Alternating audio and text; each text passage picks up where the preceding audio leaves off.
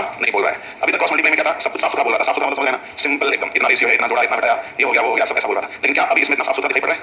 हाँ, इतना क्लीन तो नहीं है, इतना प्लेन पहले बोल रहा था, थोड़ा घुमाया तो है। अभी देखते हैं, कंफ्यूजन में मैंने आना है। अभी थोड़े क्रॉस मल्टीप्लाई के अच्छे सवाल की तरफ बढ़ रहे हैं, क्रॉस मल्टीप्लाई के थोड़े बढ़िया सवाल की तरफ बढ़ रहे हैं। एक स्कूल में स्टूडेंट, सॉरी शिक्षक, लड़के लड़कियां, टीचर, बॉयज एंड गर्ल्स का अनुपात है 3:4:5। यदि स्कूल में 100 नए शिक्षक, देखो टीचर तो 100 नए आ गए और 200 लड़कियों का प्रवेश किया गया और 200 लड़कियां आ गई, वाह क्या बात है, बॉयज की तो लेवल है। तो शिक्षक और छात्र, टीचर और स्टूडेंट, क्या हो गया भाई, 4:1। टीचर और स्टूडेंट का अनुपात 4:11। तो कुल संख्या ज्ञात कीजिए बालिका का प्रारंभिक अवस्था में, मतलब बालिका की संख्या प्रारंभिक अवस्था में बताएं, ठीक है। अच्छा बताओ, हम क्रॉस मल्टीप्लाई किसके बीच लगाते हैं? उसी के बीच लगाते हैं जिसके बीच हमें अमाउंट वेरिएशन मिल रहा है, ratio, amount variation, new ratio. तो जिसके बीच हमें अमाउंट वेरिएशन मिले उसके बाद उसका नया रेशियो मिले, वही तो लगाते हैं। और लगाते हैं क्या? अरे बोलो, अमाउंट वेरिएशन इंपॉर्टेंट है, अमाउंट वेरिएशन न्यू रेशियो में लगाते हैं। तो चलो यार, ये तो एक क्लियर हो गया कि टीचर का रेशियो पता है, टीचर का अमाउंट वेरिएशन पता है और टीचर का नया रेशियो पता है। गर्ल्स की संख्या पता है, रेशियो, गर्ल्स में अमाउंट वेरिएशन पता है, लेकिन गर्ल्स का हमें नया रेशियो चाहिए। गर्ल्स का हमें क्या चाहिए? नया रेशियो। गर्ल्स का नया रेशियो यहाँ पे है, या तो स्टूडेंट बोल रहा है, फिर तो भैया एक काम करो, देखो टीचर के साथ बॉयज एंड गर्ल्स है, इसका मतलब क्या है, वो स्टूडेंट ही तो है। टीचर के साथ जो बॉयज और गर्ल्स है उसे क्या कहेंगे? स्टूडेंट कहलाएंगे। जैसे आप हमारी कक्षा में विद्यार्थी हैं तो आप हमारे सभी स्टूडेंट हैं, तो सभी स्टूडेंट है, इसका मतलब खाली बॉयज हैं आप सब गर्ल्स हैं, ऐसा नहीं हो सकता। बॉयज एंड गर्ल्स दोनों मिक्स हैं, तो स्टूडेंट बॉयज भी हो सकते हैं, स्टूडेंट गर्ल्स भी हो सकती हैं। तो ये सारे के सारे स्टूडेंट हैं और यहाँ भी स्टूडेंट बोल दिया, इसका मतलब यहाँ जो स्टूडेंट बोला है इसका मतलब साफ साफ है इसमें बॉयज भी है और गर्ल्स भी है। अच्छा बताओ, किसकी संख्या बढ़ रही है? तो यहाँ कौन वेरी करेगा? गर्ल्स। लेकिन बॉयज यहाँ थे, बॉयज में कोई वेरिएशन हुआ तो बॉयज जो पहले थे वो आज भी होंगे, इसका मतलब यहाँ पे बॉयज कितने होंगे? अरे पहले 4 थे, वो जो आप क्या होंगे? 4 ही होंगे। 11 में से 4 ही हो गए तो क्या बचेगा?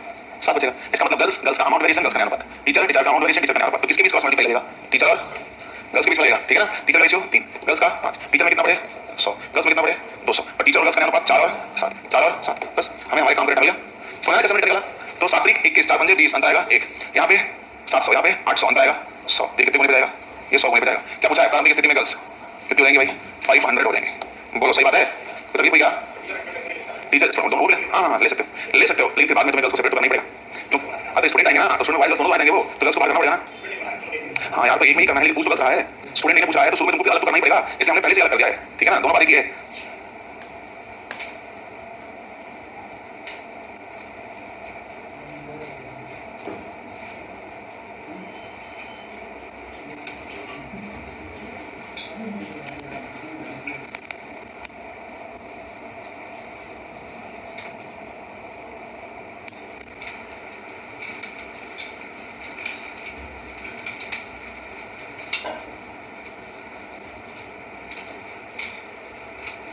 कर लो, कर लिया हो तो बताना।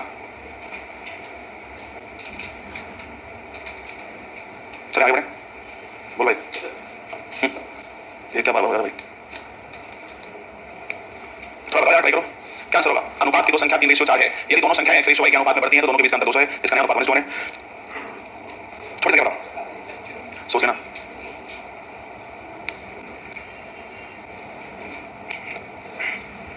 देखो मैं बताता हूँ आपको करना क्या है। अनुपात की दो संख्याएं 3:4 क्या है? 4। यदि दोनों संख्याएं x/y के अनुपात में बढ़े, या देखो हर संख्याएं अमाउंट्स में, रुपए में, धनराशि में बढ़ रही थी, आपकी बात रेशियो में बढ़ा दिया, लेकिन इनके बीच का अंतर 200, then you will get new ratio 1:1, नया अनुपात 1:1। छोटी संख्या बताओ, तो हमको तो अमाउंट वेरिएशन चाहिए, तो रेशियो दिया, तो रेशियो को रियल वैल्यू बना सकते हैं। क्या करो, इसमें एक वेरिएबल का मल्टीप्लाई कर दो, तो ये रेशियो कैसा बिहेव करेगा? रियल वैल्यू की तरह करेगा ना। तो इसमें अब ये अमाउंट वेरिएशन है, ये will get new ratio cross multiply लगाओ, 3 कम 3 4 कम 4 1, इसके बीच x के और ये y के, तो x के और y के का अंतर, तो x के और y के का अंतर कितना देगा? दिया है 200, एक की वैल्यू 200, 200 गुना पे जाएगा, तो इसका पूछा छोटी वैल्यू, तो 200 गुना का मतलब 600। कितने लोग का आंसर आया था? 600 बताओ। वेरी गुड, बहुत बढ़िया। सामूहिक क्लास आप लोग कर रहे हैं ना? आप तो कर रहे हैं, आपका नाम उस दिन से याद आ गया। और आप लोग कर रहे हैं ईमानदारी से क्लास करिए ब्रदर। कौन? हाँ क्या नाम है आपका? आकाश। आकाश, आप लोग क्लास नहीं कर रहे हैं ना 6 7 वाली?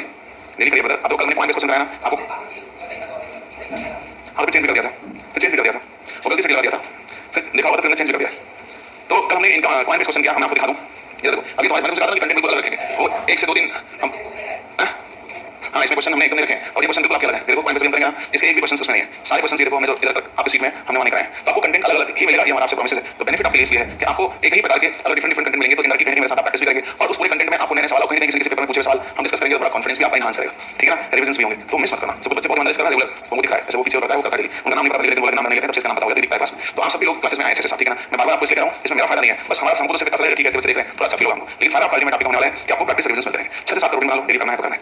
वही एक बहाना भी तुम्हारा बन सकता है कि मैं कहीं भी रहूं 6 से 7 करना है, सब क्लास करनी है, फिर अपना कुछ खाने करना पड़ने बैठना है, तो एक रूटीन बन जाता है। ये जीवन ऐसा है जिसको तुम थोड़ा सा तपस्या करके ना पूरी जिंदगी बदल सकते हो, फिर उसके बाद तो पूरी जिंदगी बसती है, क्या है खाना सोना नौकरी करना, ये तो रहेगा और क्या रहेगा जिंदगी में। गवर्नमेंट जॉब में कितना लोड होता है, पता लोड थोड़ी होता है, पहले जिंदगी मैं आपको बताऊं, हमारे कुछ एक दो दोस्त हैं, मैं थोड़ा सा उनका पोस्ट नहीं बता पा रहा हूं, उन्होंने क्या पोस्ट भी कुछ गया था, दिमाग से स्किप कर गया, सीधे दूसरे को है हमारे एक दो दोस्त हैं, ऐसे यही बैठे रहोगे बोले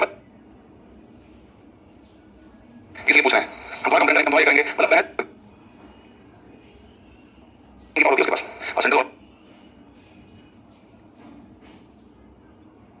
हमको कहाँ कमाई से मतलब है, मतलब खर्चे से मतलब है। सेलेक्टेड और अनसेलेक्टेड छात्र का अनुपात 1:2 है।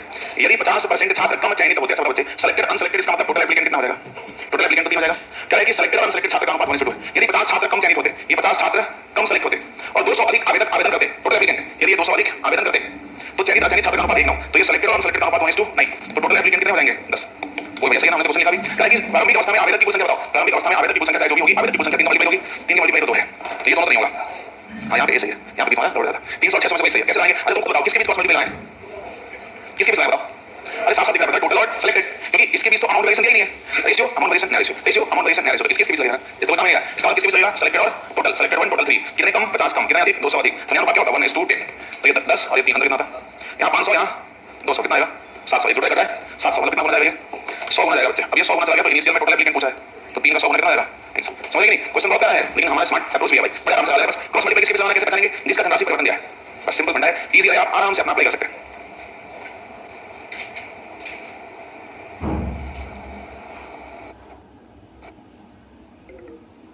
परीक्षा में अगर नकल बनने जाए तो बस वही कहानी झलक दिखला जा, तुरंत सामने छापेंगे। आइए नेक्स्ट क्वेश्चन का जवाब आपको देना है, जल्दी से बताइए क्या होगा? 5000 और लोग बताओ, सब लोग का वैसे आंसर आना चाहिए, सेम टू सेम सवाल है।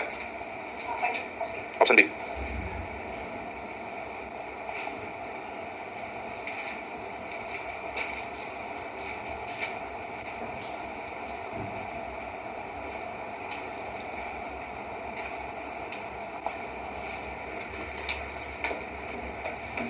सरकारी परीक्षा में चयनित अचयनित, सरकारी परीक्षा में सेलेक्टेड और अनसेलेक्टेड एंड टोटल एप्लीकेंट, तो सेलेक्टेड अनसेलेक्टेड का अनुपात रेशियो 3 था, टोटल एप्लीकेंट कितने आएंगे? 5। यदि 1000 छात्र अधिक चयनित होते, यदि 1000 छात्र अधिक चयनित होते और 2000 अधिक आवेदक अधिक आवेदन करते, अच्छा 2000 अधिक आवेदन करते, तो कुल एप्लीकेंट ये सेलेक्ट अनसेलेक्ट जोड़ दोगे तो कुल उम्मीदवार आ जाएंगे।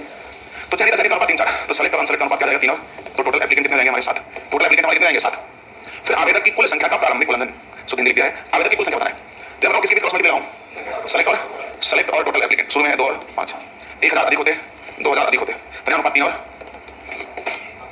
यहाँ मल्टीप्लाई मारो, 7 गुना 14 3 15 1 आएगा, 7000 6000 अंतर कितना आएगा?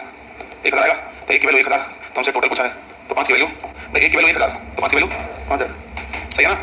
हाँ अरे सुनो, ये जो सवाल है और जो ये सवाल है, ये दोनों सेम है, बस फर्क इतना है कि जो वहाँ रेशियो दिया है उसको हमने क्या दिया है यहाँ पे? परसेंटेज में दिया है, एकदम सेम सवाल है, ध्यान देना। देखो यहाँ भी 1000 पढ़े थे, 2000 पढ़े थे, यहाँ देखो 1000 पढ़े हैं, रेशियो जो वहाँ पे तुम लिखे ना सेलेक्टेड अनसेलेक्टेड 2 3, यहाँ भी 2 3 है, बस वो परसेंटेज निकलना है। तो यहाँ पूछा क्या है? चयनित छात्र, चयनित वाला सेलेक्टेड, कितना आंसर आएगा?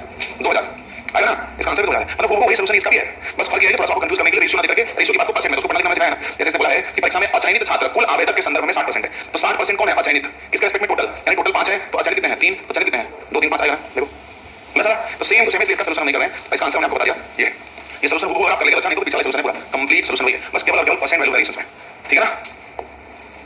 आपके लिए ये हम होमवर्क लिख देते हैं।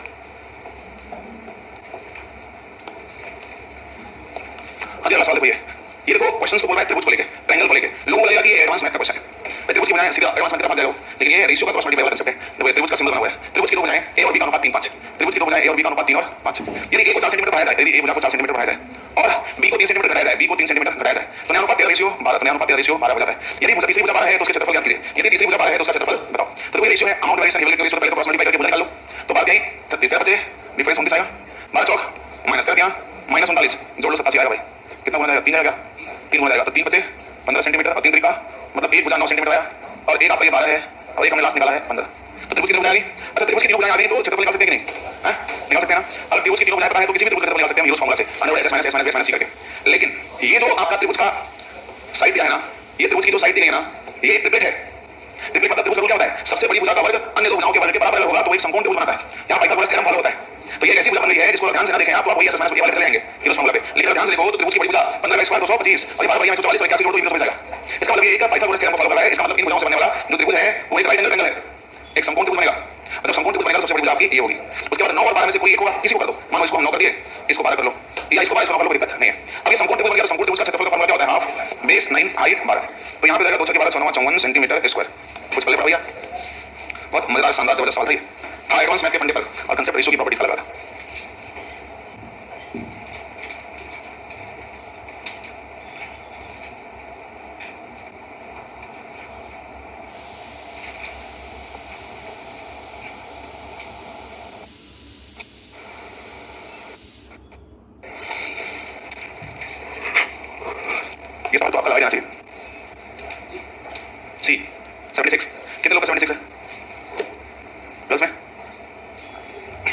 देखो मैं बताता, आज आपके पास एक बॉक्स है जिसमें उन्होंने लाल और नीला marble 5:4, red and blue marble 5:4 के अनुपात में रखा है।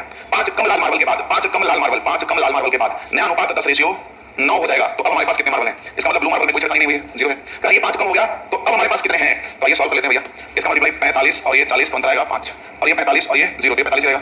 तो 5 9 45, 5 9 45, तो क्या पूछा है? 5 9 45, तो क्या पूछा है? आज मार्बल कितने हैं? तो शुरू में कितने थे? तो 9 9 9 81। आज 5 कम हो गए हैं तो 5 कम कर दो तो कुल कितने हो जाएंगे? 76। कुल कितने हो जाएंगे भैया? 76 जो होंगे वो हमारा क्या हो जाएगा? राइट आंसर हो जाएगा ये ऑप्शन। ठीक है ना? तो आज के लिए इतना ही, अगली क्लास में इसके आगे हाँ ये भी कर सकते थे कि हमसे अब पूछा है कि अब कितना है, तो अब जो है वो ये रेशियो है, तो 19 1976 ऑप्शन से भी जा सकते हैं। ठीक है, आज के लिए इतना ही है। आज शाम को आपका मोस्ट वेलकम रहेगा।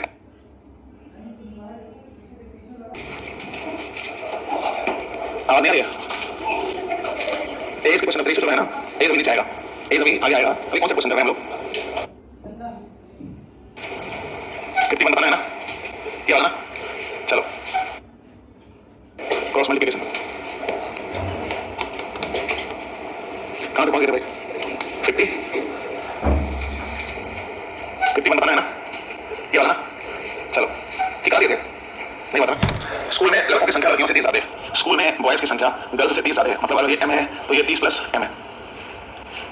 कुछ और लड़कियों ने उसी स्कूल में प्रवेश लिया, कुछ और लड़कियों ने उसी स्कूल में प्रवेश लिया, कुछ और लड़कियों ने उसी स्कूल में प्रवेश लिया, फिर अनुपात 3:5 हो गया। तो कुछ और लड़कियां आ गई तो हो जाएगा m प्लस k और ये हो जाएगा 30 प्लस m, और ये रेशियो क्या हो गया? 3:5। ये रेशियो क्या हो गया? 3:5। शामिल होने वाली लड़कियों की न्यूनतम संख्या याद करें। शामिल होने वाली लड़कियां, क्या लड़कियां शामिल हुई हैं, इनकी न्यूनतम संख्या याद करें। इनकी न्यूनतम संख्या याद करें। चलिए याद करते हैं 30 प्लस m, 30 प्लस m, जो कि बॉयज को नहीं हुआ लेकिन गर्ल्स की संख्या m प्लस k, तो हो जाएगा क्या? 3/5। सही है ना? ये क्या हो जाएगा? 3/5 तो हो जाएगा 150 plus 5m is equal to 3m plus 3k। ठीक है, अब यहाँ से जान दो 5m 3m कितना ले आओ? हो जाएगा 2m और ये 3k तो है ही, उधर ले जाओ तो माइनस 150 हो जाएगा।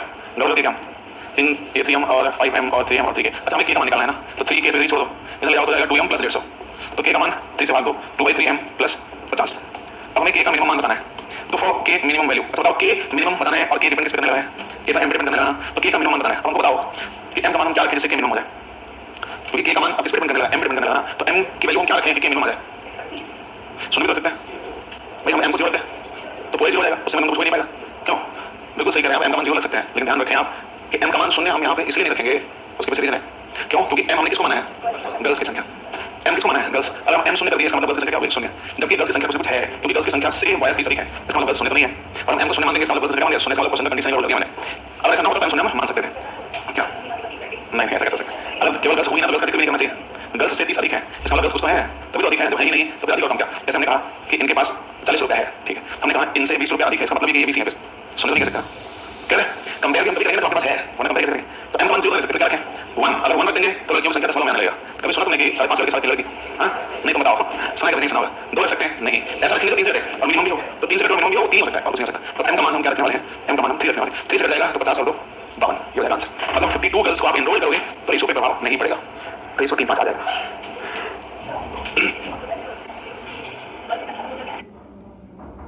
एक पता चलता है कि हम सॉरी क्यों मान रहे हैं। हाँ 100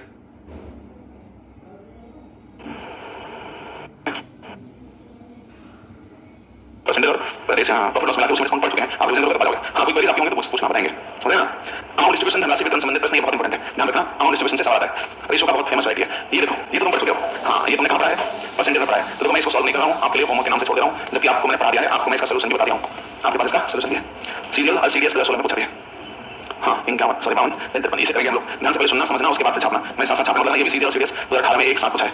और बड़ा सवाल है, क्या हीरे की कीमत इसके भार के वर्ग के समानुपाती है? हीरे का जो प्राइस है वो इसके वेट के स्क्वायर के प्रोपोर्शनेट है। हीरे का प्राइस जो है वो इसके भार के वर्ग के समानुपाती है, ठीक है ना? मतलब हीरे का मूल्य 5 ग्राम, हीरे का वजन 5 ग्राम तो मूल्य 25 रुपया, हीरे का वजन 10 ग्राम तो मूल्य 100 रुपया, हीरे का वजन 20 ग्राम तो मूल्य 400 रुपया, हीरे का वजन 25 तो मूल्य 625। जितना वजन होगा उसके स्क्वायर में उसका मूल्य होगा।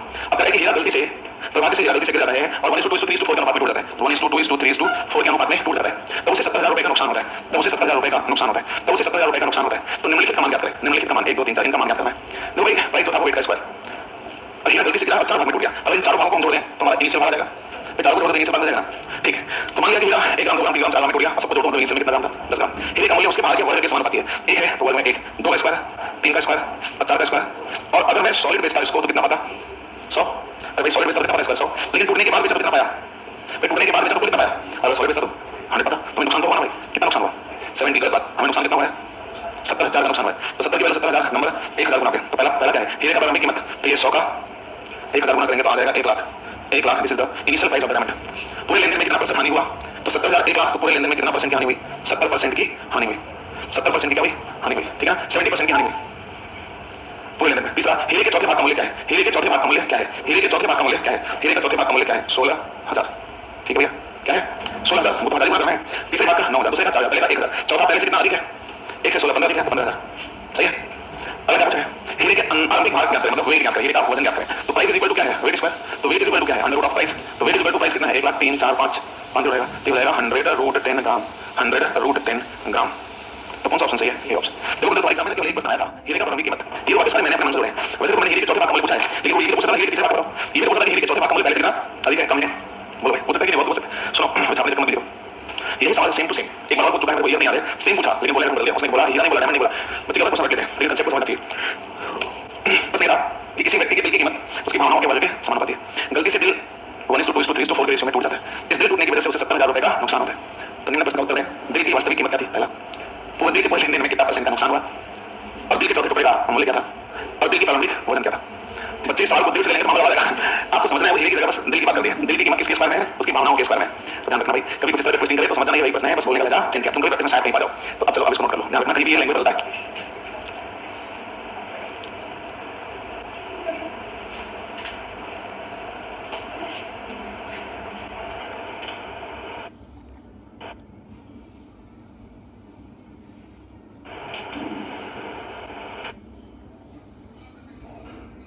एबीसी आएंगे, इसका सम सी के आय का मूल्य बताएं। सी के आय का मूल्य क्या है? सी के आय का मूल्य क्या है ये बताना है।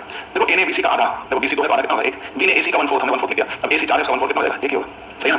अब इनको जोड़ दो तो यहाँ एबीसी आएंगे, इनको जोड़ो तो ये भी एबीसी आएंगे। इसका सम 3 आ रहा है, इसका सम 5 आ रहा है। जब दोनों जगह एबीसी एबीसी है तो सम बराबर होना चाहिए ना, सम अलग तो नहीं होना चाहिए। तो 2 1 3 3 का मल्टीप्लाई यहाँ कर दो, और 3 4 1 5 5 का मल्टीप्लाई यहाँ कर दो। अब देखो ये बराबर हो गया, ये 5 बटा 10 और ये 3 बटा 12 3 15 10 5 सम बराबर हो गया। तो एबीसी यहाँ भी है, एबीसी यहाँ भी है, तो सम बराबर होना चाहिए। हाँ, अब इसको फिर से मत काट देना, वरना फिर वही जाओगे, जाते फिर वही बात लगा, आगे पीछे करते जाओगे। अब देखो ए कितना है? 5, बी कितना है? अब पूरा समय 15, मतलब सी कितना होगा? 60। तो 7 3 10 5 पूरा आ गया 15। जब यहाँ आना क्या चाहिए? 13,500। तो 15 9 135 900 बन जाएगा। फिर किसका पूछा था? सी का। सी का 900 9 7 6300 9 7 6300 6300, ठीक है ना?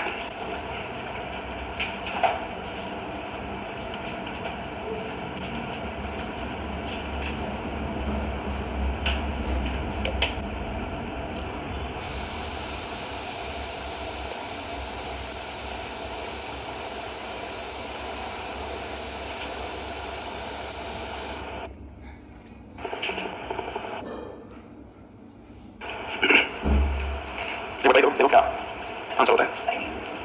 180। देखते हैं।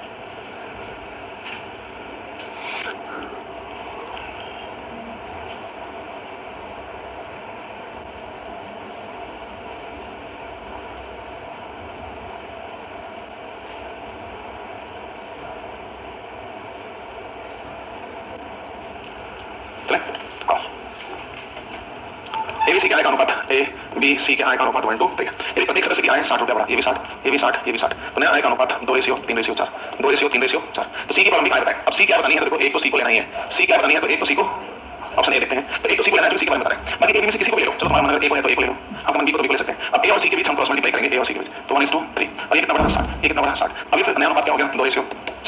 ये 4 है और ये 6 और 4 का अंतर 2। ये 6 चौक 24 और 4 12, अंतर कितना आएगा? 120। कितना बन जाएगा? 60, है ना भाई? तो सी का पूछा है 36 18 अगर 180। क्रॉस मल्टीप्लाई मैंने सिखाया कि नहीं? क्रॉस मल्टीप्लाई मैंने सिखाया भाई, आराम से कर सकते हैं, कोई दिक्कत है ही नहीं।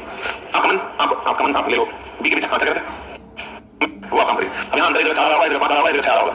अब इसे बराबर करेंगे, 4 से बराबर करेंगे तो 5 से निकल रहे हैं, 5 से करेंगे तो बाकी से निकल रहे हैं। हाँ, इक्वल करना है तो कर सकते हैं, कर लीजिए। अगर इक्वल करना है तो कर सकते हैं, वरना क्रॉस मल्टीप्लिकेशन सबसे बेहतर है, सबसे स्मूथ है। इसको नोट कर लीजिए, इसको नोट कर लीजिए हमारी गाना। तो कर लो, पहले कर लो, फिर आगे बढ़ेंगे। पहले से नोट कर लो, आप उसे भी लिख लो, आपको इसमें आपको बेनिफिट होगा, ठीक है? ध्यान रखना। ए बी सी के आय का अनुपात 1:3 है। देखना, ए बी सी के आय का अनुपात 1:3 है। यदि प्रत्येक सदस्य की आय में 60 रुपए की वृद्धि हुई, देखो प्रत्येक 1:3 ए बी सी 1:3, प्रत्येक सदस्य की आय में 60 रुपए की वृद्धि हुई, 60 60 और ये भी 60, तो नया अनुपात 5 7 9, नया अनुपात 5 7 और 9 हो जाएगा। तो सी का आय बताना है। अब बताओ किसके बीच है? तो सी पूछा है, तो एक तो सी को ले लो, आपके पास ये में से किसी को ले लो, चलो हमने एक को ले लिया फिर से। तो ए और सी के बीच हम क्रॉस मल्टीप्लाई लगाते हैं तो 1:3 और ये भी 60 और ये भी 60, तो क्या जाएगा? रेशियो 5 और 9, तो 9 1 9 5 नहीं 15 15 9 का अंतर 6 हो गया। और यहाँ से मल्टीप्लाई करके डिफरेंस निकालेंगे तो 24 240 आ जाएगा, ठीक है ना। अब 4 छक्के 24 40 गुना गया, तो सी पूछ रहा है 40 गुना कर दो, कितना आएगा 120। यानी कौन सा ऑप्शन सही है? B. B option is correct. बोलो भैया क्लियर है कि नहीं? बी ऑप्शन हमारा एकदम करेक्ट है, एकदम सही है।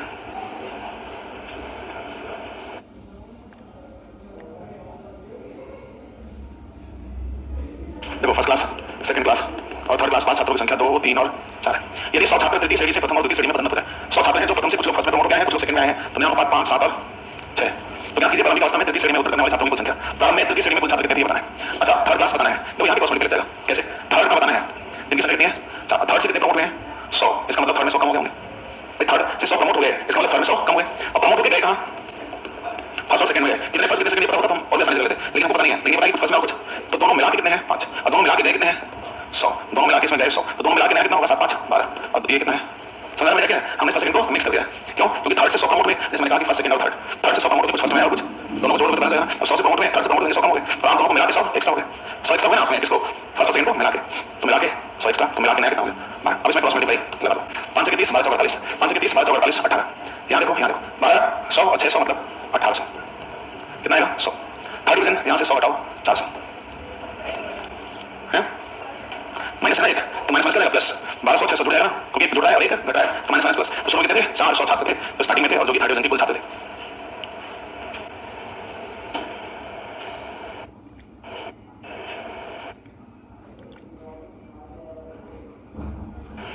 लोग बढ़ गए, जिसमें पुरुष महिला और बच्चे हैं। यदि पुरुष महिला और बच्चों को प्राप्त कुल धनराशि, यदि मेल फीमेल और चिल्ड्रन को प्राप्त कुल राशि 12 15 16 एवं व्यक्तिगत रूप से मतलब इंडिविजुअली प्राप्त धनराशि, किसको? मेल फीमेल और चिल्ड्रन को इंडिविजुअली प्राप्त धनराशि 6 5 और 4 है। तो प्रश्न उत्तर दो। देखो एक चीज समझना, एक हम आपको रेशियो बता सकते हैं कि किसी एक रेशियो से किसी दूसरे रेशियो को हम डायरेक्ट कंपेयर नहीं करते। जैसे कोई रेशियो है ना, उसका किसी दूसरे रेशियो से डायरेक्ट कंपेयर नहीं करते।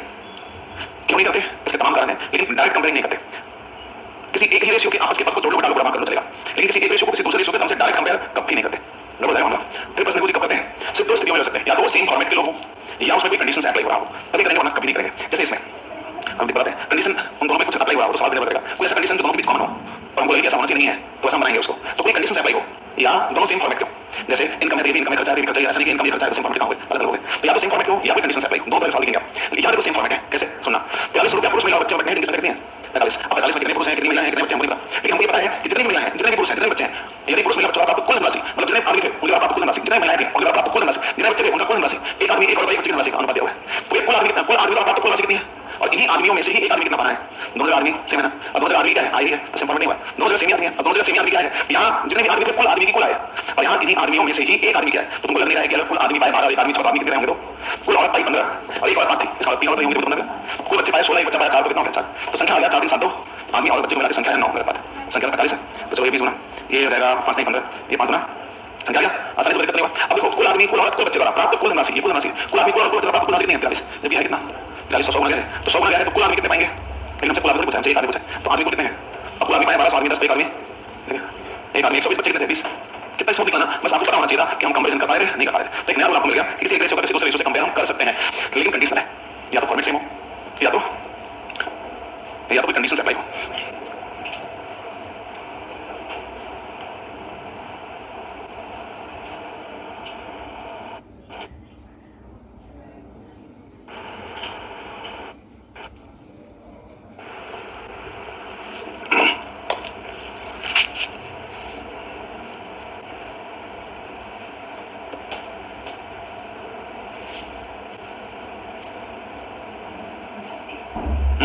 ऑप्शन सी, ऑप्शन सी कितने लोग आंसर है नहीं आ देते हैं। 5300 रुपया 8 पुरुष 12 महिला 15 बच्चों के बीच विभाजित करना है। यदि 4 पुरुष द्वारा प्राप्त धनराशि 10 बच्चों के बराबर है, यदि 4 आदमी द्वारा प्राप्त धनराशि 10 बच्चों के बराबर है और 2 महिलाओं द्वारा प्राप्त धनराशि 3 बच्चों के बराबर है, तो एक महिला की राशि बतानी है। देखो यार 4 आदमी द्वारा प्राप्त धनराशि 10 बच्चों के बराबर, एक आदमी m रुपया, 4 आदमी 4, एक बच्चा सी, तो 3 बच्चा 3 सी, तो मैंने अपॉन चिल्ड्रन इक्वल टू 70 काट दो 5/2, वो मैंने upon children is equal to 3/2 is equal to 3/2